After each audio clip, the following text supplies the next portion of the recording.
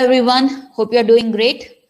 CLAT 2021 was conducted on 23rd of July, and key was released late in the evening with a PDF, and the PDF that students take and the PDF that was released might be different because there are different sets of question papers, and the order of questions or the way the options are given might be varying. However, you can compare the question and the actual option and written in words and then verify your key.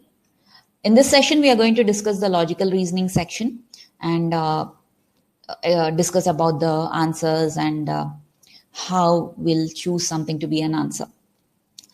After the exam yesterday, we had the opportunity to talk to some students, and we also had the webinar where we predicted the cutoffs and all that. There are a few things that have come out after the discussions, and would like to reiterate or discuss the same thing, similar things in this session also. One of the things was like the options were close or same words seem to be repeating in the options. We've always discussed about A minus B approach in our mock analysis or in our class discussions, that whenever you see some words are close in the options, always try to identify the difference. Pick up the word that is different from the other one and consider that and try to decide an answer. This particular paper seems to be using that technique a lot. There's another thing that we also said, that sometimes when you see a question, you will think of an answer. However, it might not be so helpful, and then you'll have to look into the options, or sometimes you're confused. You don't get any answer in mind after you look at the question. Then we always said, look at the options. Sometimes you'll get some idea from the options. And this was a paper definitely where many questions were easily ignored or easily cancelled, because easily eliminated also, because they were totally irrelevant, or you could find the answers in a better manner, right? Those were two things that you could do. And there's one more thing that we would like to remember when we do this key. Reasoning is always about interpretation. And when it comes to competitive exams, we've said that when you have an option like none of the above, it's very much important that you look at the above options and see which one is the best possible answer. And then if you don't find anything, only then go for the none of the above. That's the concept of NOTA that we tried to explain also in the mock analysis. So this session, we would also look at that concept, because some of the questions, we had to choose the best possible answers from the given set. Because ultimately in the exam, when you are writing an exam, it's always about what is the best possible answer. And that's the perspective with which we looked at this paper and the key also, right? So here we are, the first passage. The first passage is about mental health challenges. And after the COVID-19 pandemic, we need to continue to make this necessary strides in this line. And then we have Graham Thornikoff, who says that there are three different ways, components, in terms of the stigma aspect: knowledge, attitude, and behavior. And the discussion was about the last behavior, which was social isolation. And pandemic, everybody knows that it caused a kind of a social isolation. Then we talked about how it's seen in higher income groups or countries, or low income countries, how they are, where they have a performance pressure and where they can still do other activities. The author also tries to discuss about why people don't talk about it, because of the social stigma or a reputation issue or family risks, etc. And he also says it will be encouraging if people can come out and share their experiences, and people can be helped so that they can heal their pain. And there was a simple example about what was done in a small rural village of Andhra Pradesh there. So this was how the passage is. Now let's move on to the questions here. The first question here that we have is, what is the central idea in the passage as conveyed by the author? Now, whenever we look at central idea or main idea, we always think about what is the main topic. Now, in this passage, definitely mental health stigma is there. The author says that we need to address the issues, and it can be helpful if people talk, go out, discuss about it. These are certain things that we had in the passage. So let's look into the options and see which one is a possible answer.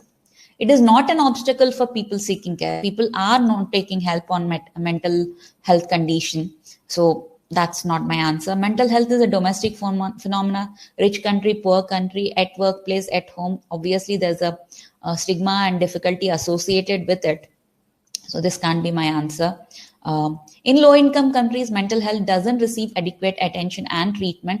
Well, low-income countries can be linked with treatment aspect. When it comes to the adequate attention part of it, the stigma is one thing. There's not much effort put on the stigma aspect, because definitely are still going ahead, and there's no performance excelling kind of requirement. That part of it is discussed. This is not very clearly discussed, but yeah, this is something that we can still think of. Let's see.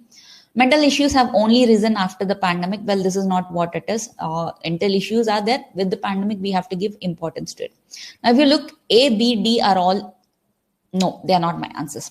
Coming to C also, in this particular passage, when we look at the central idea aspect and this statement C regarding the attention and treatment aspect, this is something that we cannot consider to be a central idea. We cannot consider C to be a central idea here. However, if we have to look at as the best possible options, we might have to go with this as an answer, because end of the day, we have to mark something if we have to mark it. Otherwise, some students might have left the statement because adequate attention and treatment aspect is more on the financial kind of a scenario here. And if we say people are not able to explore jobs, then it's a different kind of scenario as far as the passage is concerned. However, I would say 106 has been I would say tricky to choose an answer. And probably if this is an opening question, some of the students might got stuck there. However, C seems to be the only possible answer, which we can at least to some extent think it's lined up with the passage, to some extent vaguely think. So yeah, that's with the 106 opening question first. Let's look at 107. As per the passage, which of the following approaches can be most effective to curb the issue of mental health? Mental health can only be curbed when people will stop sharing their emotions. We cannot stop sharing. We were asked actually to share, right? To develop a sense of acceptance among people suffering from mental health and let them heal gradually. Other people should accept these people and people should feel comfortable to share. This looks like an answer. Experience shared and discussed on a large scale is a major hindrance for betterment. No, you need to share was discussed. A person shouldn't express, which enhances mental health problem. Shouldn't express, no, he should. Pretty clearly, all these three are not the options, and B is the best possible answer. 107 is a pretty much easy. Now, if you look at it, 106 and 107, you would understand that 107 we were clearly, happily able to eliminate the options and freeze an answer. In 106 case, we could eliminate 3 for sure, but when we had to freeze an option on C, we had that difficulty because of the vagueness of the option. 108, which of the following is expressed in the passage to explain the significance of the issue of mental health? So what point is mentioned in the passage where it adds more importance to why we need to look into mental health scenario, right? Or sometimes you'll have data or any other kind of information to emphasize the particular issue. So that's what the question is all about. The issue of mental health has received required recognition and deliberation during pandemic. Okay, pandemic time we considered mental health issues. So this is one point here.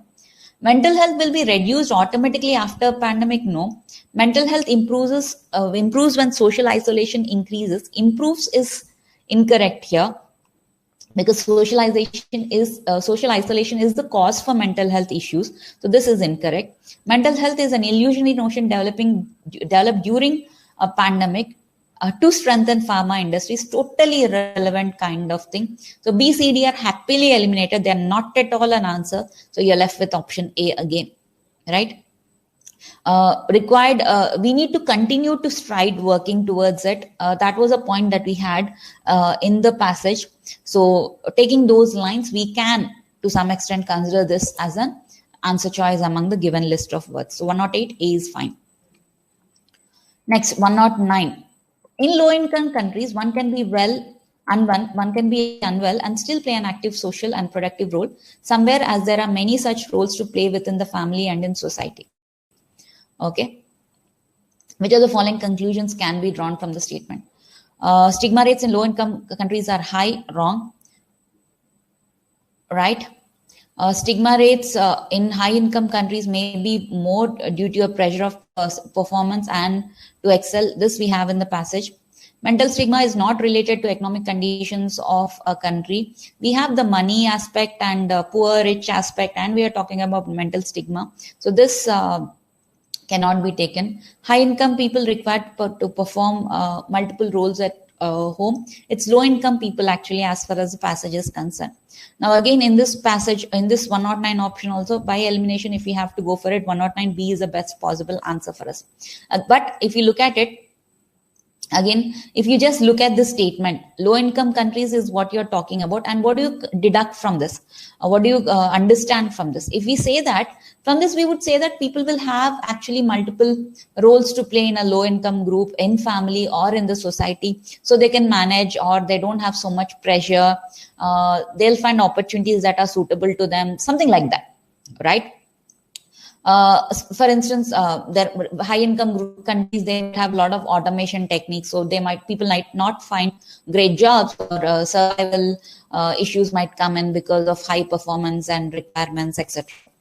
That would be a better possible conclusion to be looked at. But since this is a low income and there's a high income option here, looks tricky to go with it. But as I would say, nothing else fits here. Nothing else fits for other list of options. So going by that, B is the best possible answer again. So we go with B as the key. Which of the following weakens the author's idea of having a space where they may be welcome rather than judge? So here you are having a question as weakening the author's idea. Author wants people to go somewhere and discuss their issues, and so that they'll feel comfortable. Weakening is basically saying that it's not a good idea. So any option which says it's not a good idea will be the right one. People who tend to share their emotion tend to have mental peace and happiness. That's a positive thing, right? Societal role is massive in embracing people suffering from mental ailments. People sharing their ideas and expressing publicly is a practice which needs to be promoted. So all three are positive. It is a practice, it is a human tendency to form judgments about other people, and this being a healthy practice should be encouraged at large scale. Making judgments is not a good idea when it comes to the mental health people, and that's the reason it's not suggested. People don't share things because they're afraid of judgments. That's what we discussed. And judging about mental health people is not at all a good idea. So definitely this is something that would weaken. Again, this would be an easy question. This would probably be an easy question for you. Right? Yes, so we have 106 to 110 questions here. And as I said, 106 and 109 are two tricky and vague options to go with in terms of the way the options are given. There could have been a little more improvised in terms of either the question or in terms of the option. Okay, let's move on to the next passage. This is more about the importance and challenges that we have. This is related to the India and its neighbors. That's the passage that we have, right? India, its neighbors is the passage that we call this one. So one of the most important challenges for Indian diplomacy in the subcontinent is to persuade its neighbors that India is an opportunity, not a threat. Far from feeling in any way besieged by India, they should be able to see it as offering a vast market to a dynamic, growing economy, which would provide their own economies. This would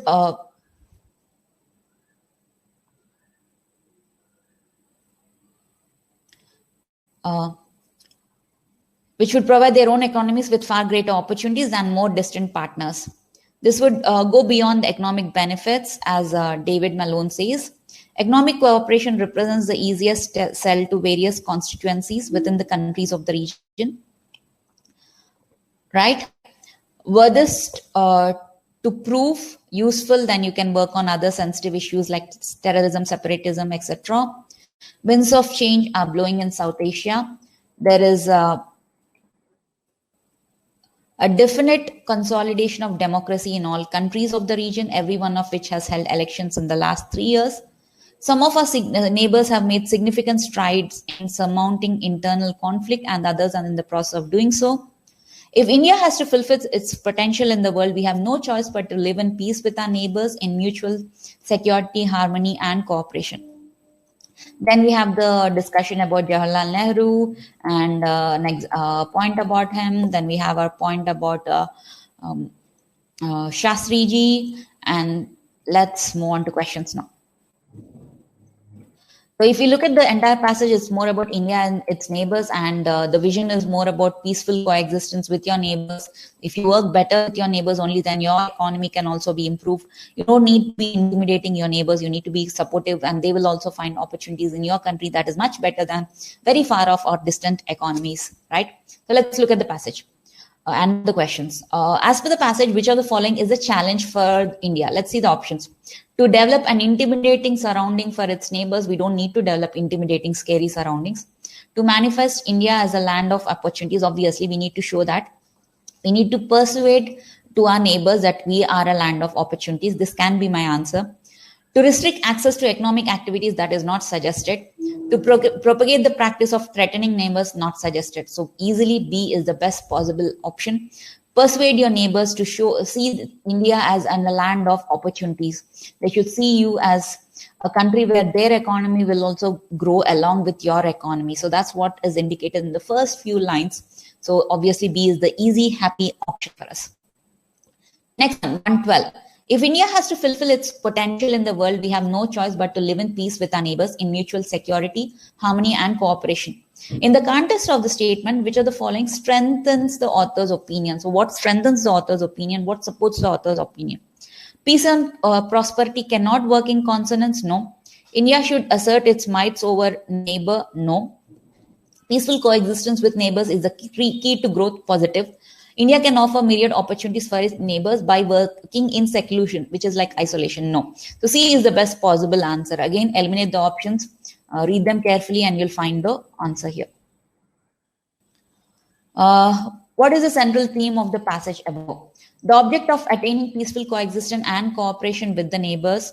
Dominance of India and its neighbors. No. Emergence of India as global power. Prioritizing economic opportunities for India. So of all the options, now you see central theme. This is how a central theme option should be. A central theme that takes the entire passage into picture and its main idea or main point into picture. That is what is central theme. And here it is very clear. We need to work in peaceful coexistence and cooperation with our neighbors. And that is the essential part of it. So A is the best possible answer for us here. Which of the following is the correct expression of the author's opinion as stated in the passage? So author did say a couple of points. We can always look at the options and see what is it that we have here. India should strive for great economic integration, which should be politically and administratively feasible. Let's put it and let's see other options. India can see borders as barriers, border areas as buffer zones, but not as gateways for opportunities. No, we need to ensure that borders are smooth promoting economy, right? India's stellar economic growth is thwarting her opportunities. No. It is not in India's interest to be generous to neighbors. No.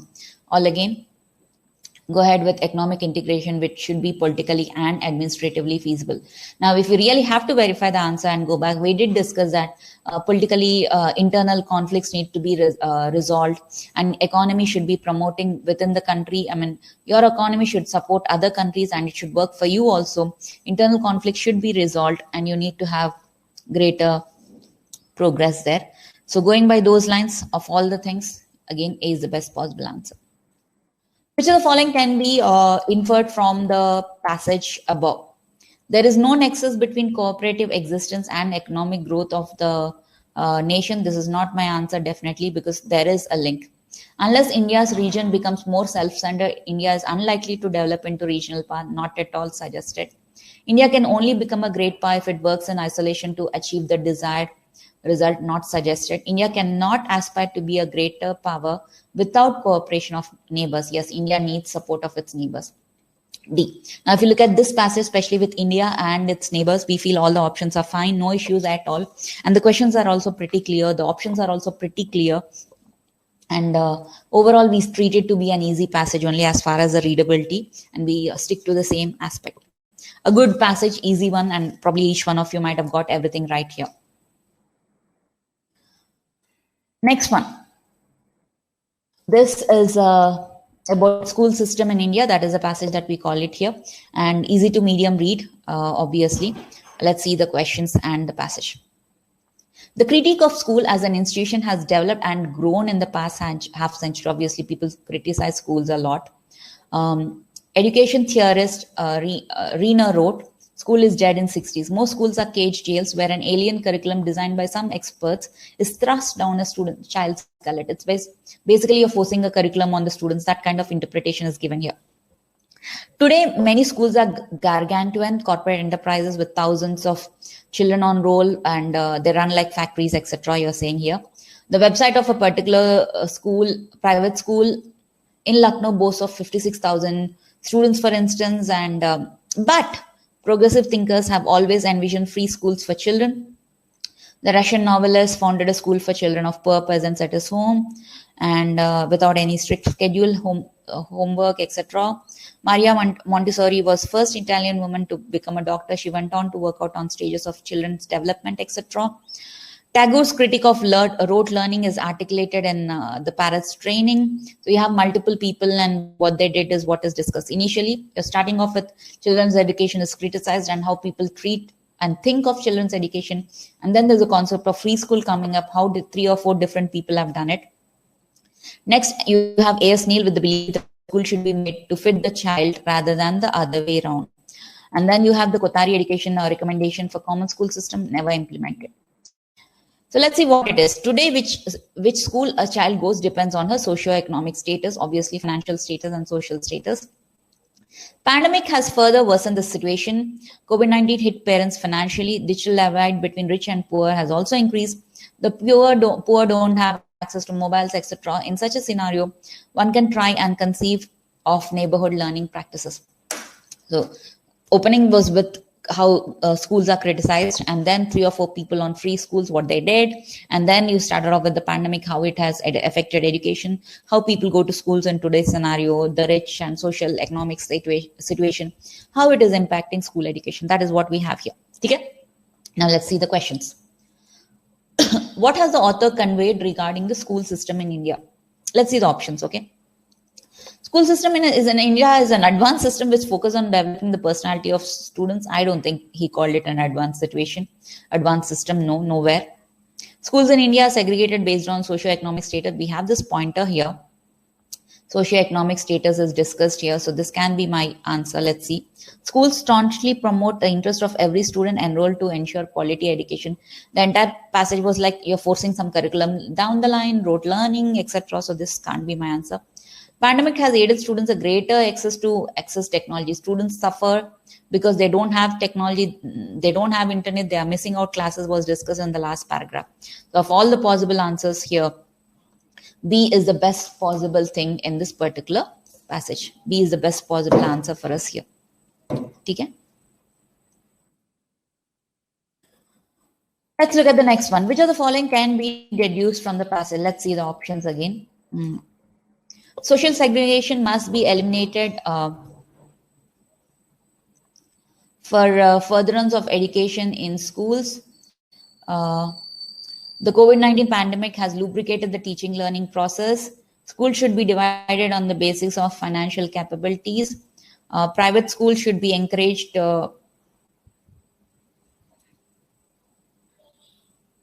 Sorry. Okay. So here, private schools should be encouraged to enroll economically poor students irrespective of their caste and religion. If you look at all the options, you will understand which one should be our answer here.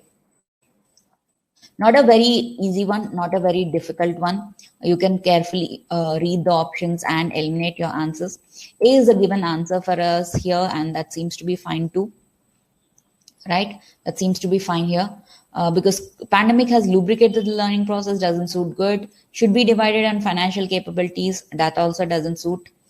Should be encouraged to enroll poor students irrespective of their caste and religion, that point is not discussed here. It was more related to the neighborhood practices and how children go to schools based on socioeconomic status alone was given, but not the other things. So 117A seems to be a fine option here to go with. ठीक है, let's move on to 118. 118, as per the above passage, which of the following doesn't correctly represent the author's view regarding imparting of education during pandemic? Doesn't correctly represent the author's view, so we need to look at that carefully. There has been a disruption of education system due to pandemic. Does the author say there has been a disruption? Yes, he does say that. Inclusion of technologies has widened the canvas of distance learning education, although its access is biggest concern. The author does say that technology has increased because of the pandemic, but he also mentions that, sorry.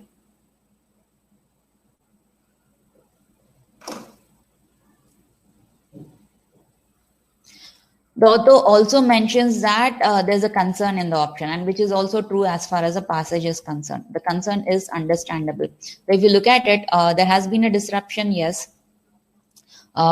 Inclusion has been a widened canvas of distance learning, which is a positive thing, but the concern is also there here. The pandemic has unearthed and stimulated innovative approaches to learning.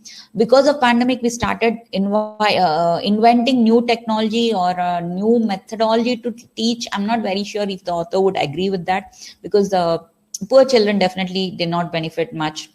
So this is not something that I could look at it as far as the passage is concerned. The crisis is worsened by reduction of opportunities for many children. Obviously, poor children suffered a lot with the pandemic.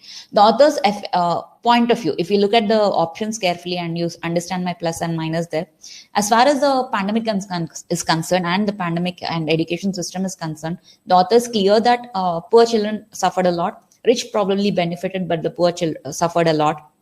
And education system took a toll because of the pandemic. It's very clear from the passage. Now, if you look at the options also, definitely A, C, D are all, A, B, and D. A, D are definitely problems with the pandemic. B, there's the concern, which is including the poor people. So C is the best possible answer for us in this particular question. Okay. Next, which of the following can be utilized to develop a healthy environment for students learning in schools? Individualized teaching should not be followed for growth of students. People's child and school concept, it was said that every child needs to be taken care of, kind of point of view is given there. So we can't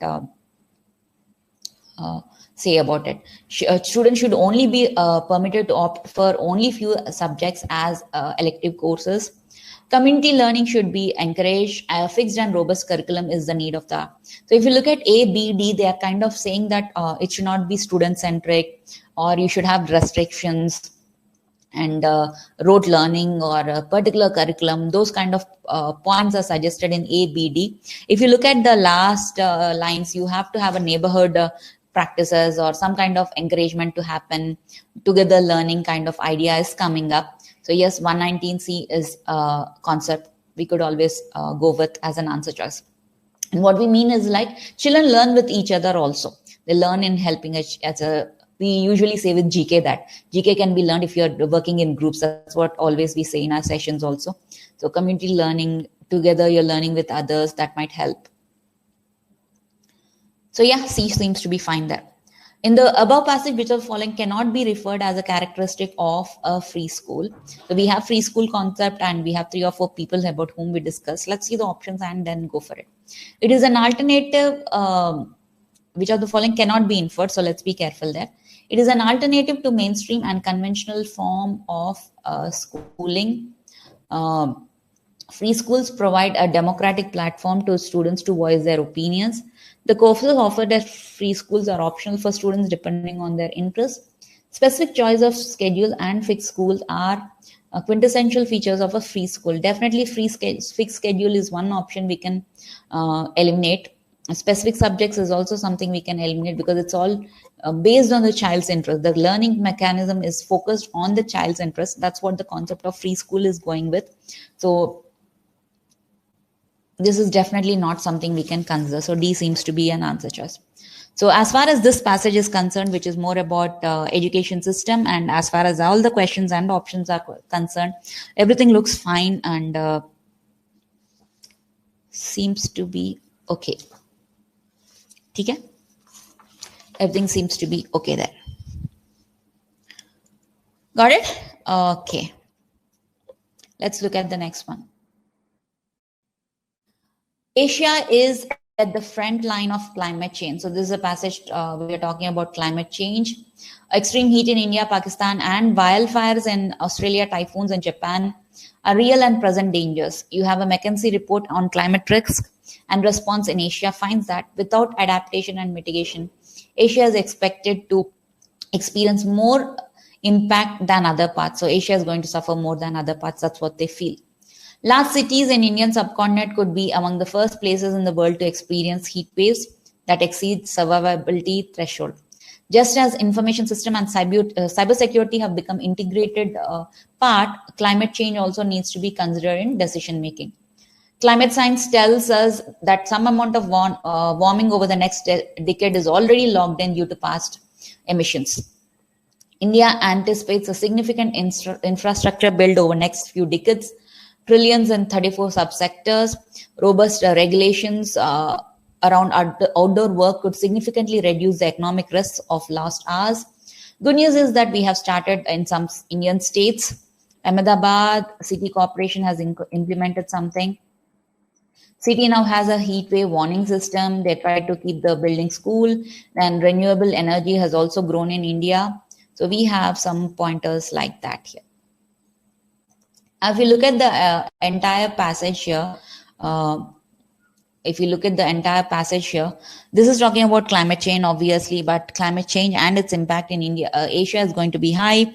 We have some examples related to India and how Ahmedabad is working. Cities need to be working around. We need to work towards solutions, some alternate methods and solutions needs to be looked at. And yeah, that's what we have in this passage. Let's move on to the questions and see how they are framed and how do we go about it. First 121, which of the following cannot be inferred? This particular exam, we need to be very cautious with these kind of statements, cannot be inferred. Do not miss it out. Let's see the options carefully. It is imperative to lessen our vulnerability to harmful effects of climate change. It is essential, it is important that we become strong and overcome our weaknesses against climate change. Increase in mitigation strategies will lead to an increase in pollutant. Now, definitely this is not something we can take it from the passage, because mitigation strategies and adaptation techniques are two things that the passage discusses as a solution for climate change. So this is something, B is something that we cannot take from the passage. Reduction of emissions which are heat trapping and harmful for environment should be our primary goal, obviously. Infrastructure development plans to be climate friendly. That's what we say. Climate change also needs to be considered along with cyber security and other parameters that is also discussed in the passage. So A, C, and D, these three options we can take it from the passage one way or the other, but B is one option we definitely cannot infer from the passage, so we can happily consider that to be as cannot be inferred here. So B is the answer here, and that's fine. Coming to the next one, considering the impacts, consider the following statements. Impact of increasing heat is more on the ones who are economically poor and engaged in outdoor employment. Well, we do have the risks of outdoor works, regulations around that, and life and heat waves, etc. We discussed about that point. So yeah, we can consider that. Risk to environment is directly related to change in climate. This point, environment and climate change, might be sounding a little vague, but C is a given option, and one reason that could have been connected because we have the opening lines.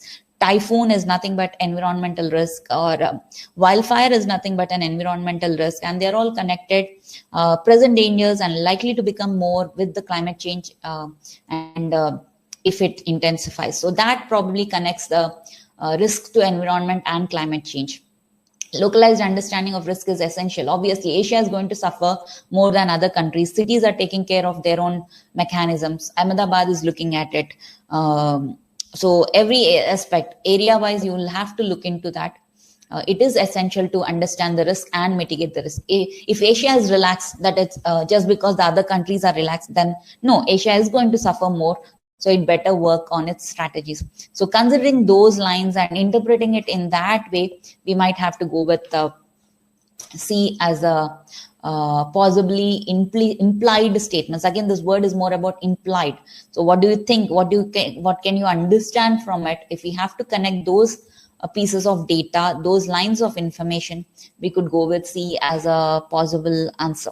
But again, some might not have interpreted option B or the statement 2, because connecting environment with wildlife or things might be a little tricky, maybe. Which of the following strategies is not appropriate to reduce the climate change risk? Which of the following strategies is not appropriate? Decreasing energy efficiency. You need to increase energy efficiency, not decrease. So obviously A is the best possible answer. Fine, clear cut, straightforward, no issue. As per the above passage, which of the following is a major challenge to control climate change? Now, challenge is basically something which is a difficulty that you're facing. You need to overcome that. That is what we have. Reliance on non-renewable energy is significant for economic growth. Definitely, renewable energy has grown rapidly and contribute 30% of gross generation. We have that point. That means 70% still depends on non-renewable energy, and that is a concern. And definitely, you can treat that as a challenge. But let's look at options. Renewable energy is now utilized in many sectors to curb increasing risk. If it is utilized, then it's not a challenge, right? Remedial actions are encouraged to lessen the risk of global warming. Regulated industry keeps a balance between growth and environment. So B, C, D are actually some kind of a positive statements. A alone looks like because we are depending a lot on non-renewable energy, and that might become a challenge for us in future. So the language of the sentence and the way the sentences are put up, A seems to be as a better possible answer, right? If the options were something like, we could also had different kind of options like promoting climate change kind of concepts. The industries are finding it very expensive, so they're not very supportive. That trying to convince them is a challenge there, and trying to encourage people to take necessary precautions is a challenge. All these things will come under as challenges if we really have to look at it in different manner or different ways. We could look into it, whether it's outdoor activity or working population, or the way you need to take care of your own infrastructural requirement of buildings, etc. They're all challenges to be looked at if we want to look at options like that. However, in the given case, A is the best possible answer. So let's not confuse ourselves unnecessarily. Next one. Consider the statement, just as information systems and cybersecurity have become integrated into corporate and public sector, decision-making climate change will also need to feature as major factor in decisions. Which of the following is most appropriate explanation for the above statement? Let's look at options. Decision making by organizations should not depend on climate condition. It should depend. Monetary investments in adoption of climate friendly tools is not an urgent thing. It is an urgent thing. The understanding of climate risk should not be integrated into decision making. It should be integrated. Organization must incorporate climate risk, build necessary infrastructural requirements and tool to diagnose it. D is the best possible answer. If you look at it, this is an easy question. A, B, C can be happily eliminated, not at all difficult. D seems to be a better fit answer from the given options. So here we have the passage on climate change connected with different scenarios and efforts being taken. So 121 to 125 questions we have. Yes, we expressed a little bit of difficulty in 122 and explained why the answer could be as given as C.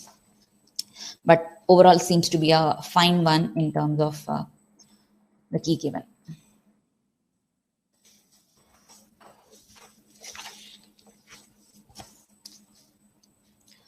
Next one. So here we are talking about COVID-19 infections. Now this is a passage discussing about that. COVID-19 infections are once again on the rise, with daily infections crossing 60,000 per day. This is considerably higher compared to the reported infections during the same period last year, which were less than 500 per day. What is obvious is that pandemic is far from over despite the availability of vaccines. However, unlike the last year, response has been muted with no nationwide lockdown. One of the reasons for differing responses is the lesson from the unintended consequences on the economy of strict lockdown last year. Pretty readable, not at all difficult, you can understand, and probably because it's a COVID and economy thing that you have seen for the last 1 year, it might be sounding like a familiar one only. But as you go down, you'll understand how the passage turns.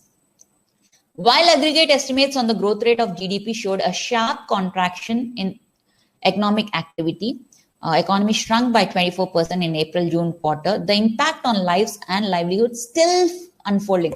So there has been a sharp contraction, but the impact of it, whatever is the consequence of it, is still unfolding. It's still going on, even though the sharp contraction phase seems to be behind us. So the phase is over, but effects are still seen. That's what these lines are saying.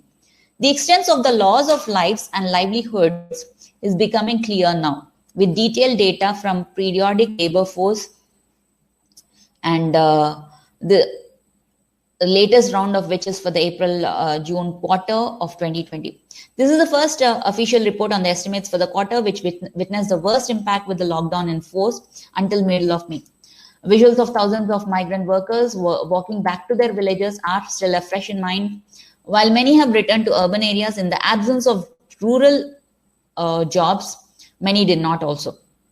PLFS, which captures the employment-unemployment situation in urban areas, provides some clues to what happened. The estimates from PLF are broadly in line with estimates available from other privately conducted surveys, notably the unemployment surveys, etc. You have a lot of data here. If you look at it, this entire passage seem to have data. I'm just skipping on to the questions here, because factual information we can always get into it as required. Let's look into the passage and the questions of the passage. 126. According to the author, which of the following is a plausible explanation for India's prevalent crisis? Okay. What is the reason for the given crisis? That is a point of view that we have. Let's see the option. Previously existing employment crunch is worsened due to the imposition of nationwide lockdown during the pandemic. Imposition of lockdown during pandemic reduced the economic activity. Imposition of nationwide lockdown during pandemic led to migration of workforce from urban to rural. There is a sharp decline in urban unemployment rate for the population above age of 15. Now, if you look at all the possible answers, and if we connect with the data also, there has been an economy crunch and the scenario was not so great. Between 2016 2019 also, there has been growth which is decelerated. There was an unemployment aspects there earlier also, but the things have worsened with the pandemic. So that is what we can clearly, the unemployment rate, which more than doubled compared to the unemployment rate in preceding quarter. So unemployment rate was already there and it has become all the more worse. So considering all those things, crisis, pandemic has worsened the scenario. We go with A as a better possible answer. Okay. Migration of the workforce alone is one of the point, but that is not the cause for unemployment. Unemployment is there in villages also, right? There is unemployment in cities. That's why they went to villages. That's what we would say. So C is eliminated there. Pandemic reduced economic activity, which is understood, but the crisis has become more worse, right? It was already there and pandemic made it more worse. So A is a better possible fit over B. Close options here, but I think easily you can decipher. According to the author, what is the current state of Indian economy? What is the current state of Indian economy? There's a sharp contraction in economic activity. The aftermath of sharp contraction. We clearly said that the sharp contraction phase is over. I've just read that line in the paragraph also. But the other consequences are unfolding. So B seems to be a better option. Unemployment rate in urban area for all categories are increasing. Youth unemployment rate in India is at par with small and conflict rate. And C and D you can compare with the passage and look at it. But the question is more about current state of economy, and current state of economy, B is a better possible thing. C and D are more specific things that you're talking about. Which of the following statements cannot be inferred from the given passage? Cannot be inferred. Which of the following you cannot connect from the passage? So you have 128 here. Loss of lives and livelihood is attributable to the imposition of national-wide lockdown during pandemic. Pandemic jobs were lost, people migrated, and in the process, they had suffered too. So it can be inferred. Decline in economic growth is attributable to the imposition of lockdown during pandemic. Yes, we can connect to that. Rise in unemployment is attributable to migration of members from urban to rural areas. If people move from urban rural to rural areas, then there should be like extra jobs for someone to do, right? And if people move to another place, it's in the hope of a job also. So either ways, movement of people is not the cause for unemployment. People move because of unemployment. So C doesn't seem to be a possible one.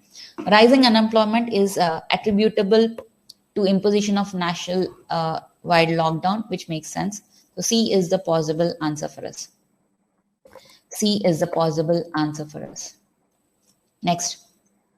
Which of the following strengthens the author's argument that decline in economic growth and rise in unemployment precedes the onset of COVID-19 pandemic? Now, if you look at it, which of the following strengthens the author's argument that decline in economic growth and rise in unemployment precedes the onset of COVID pandemic? So what is before the pandemic? If you look at these options, they don't fit into that category. This is the only one that fits into the category that there is something that was bad even before the pandemic. So going by those lines, C seems to be a better possible answer. So you have 126 to 129, and let's see 130. According to passage, which of the following statements is correct?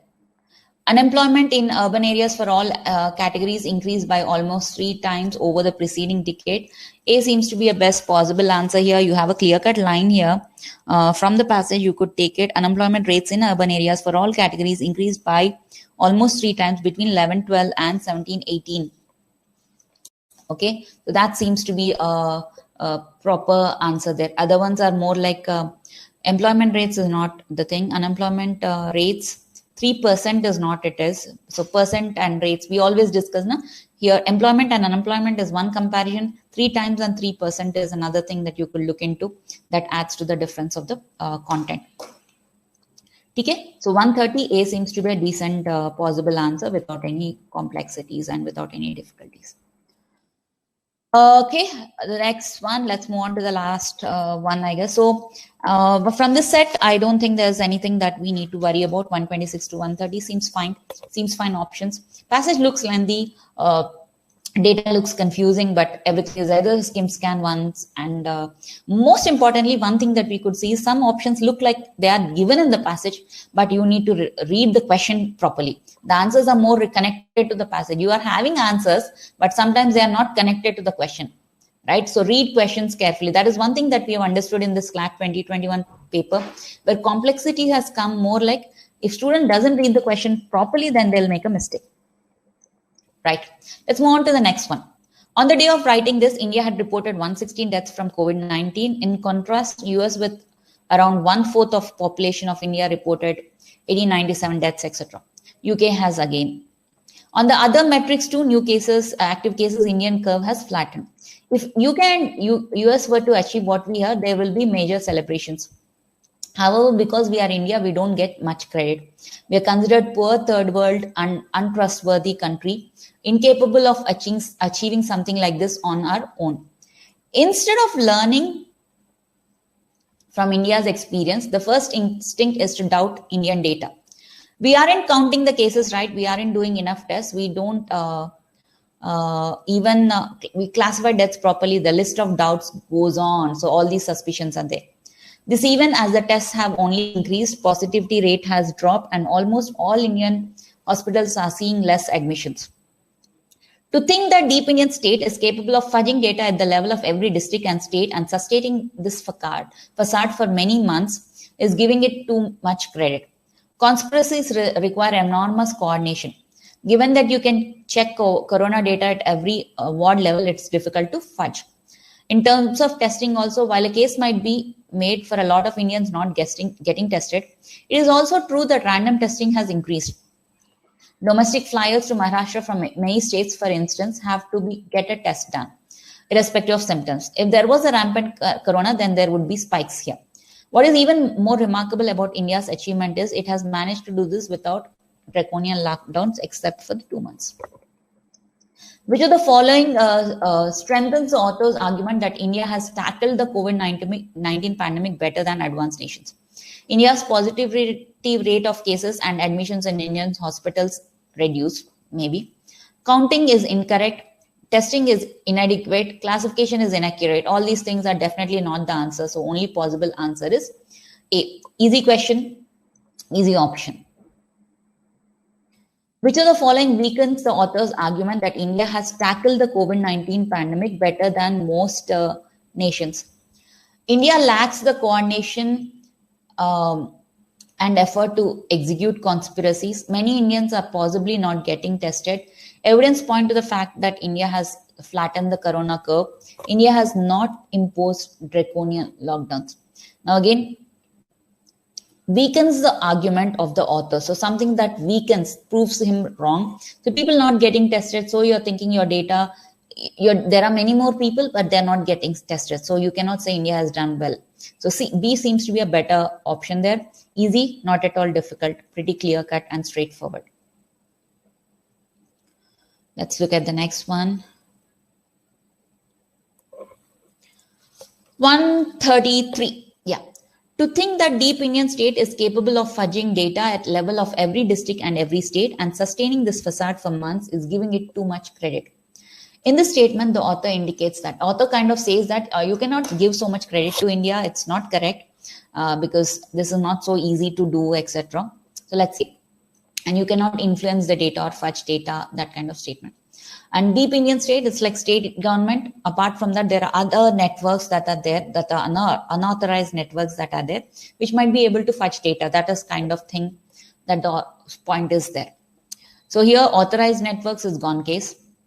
And C is trying to say they have influence. Sorry, D is trying to say they have influence. So that is a gone case. Between A and C, C is a better possible statement where it says that the unauthorized networks or other things which are working independently, they can't have that ability to fetch the data, etc.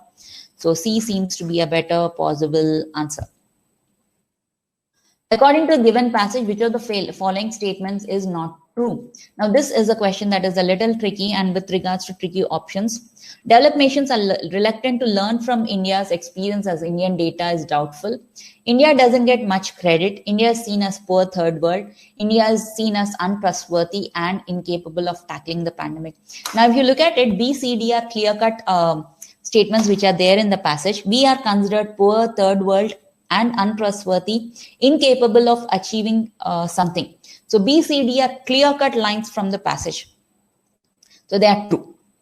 Okay. Now coming to the A part of it, instead of learning from India's experience, the first instinct is to doubt Indian data, right? That is the line that we have. And we also said UK and US, if they achieve it, it is celebrated, but India's case, it is doubted kind of thing.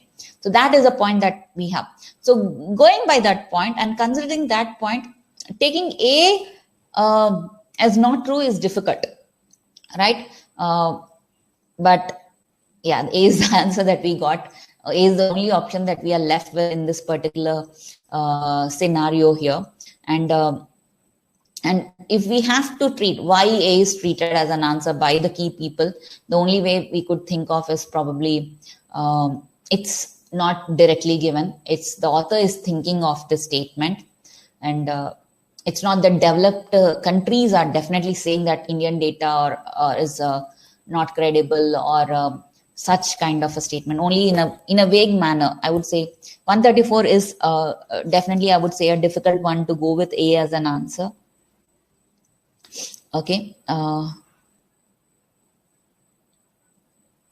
So yeah, that is a difficult one to go with as an answer with the given scenario here. This is definitely a confusing one, but A is the only one left out because B, C, D are clear cut. Definitely we can't go with.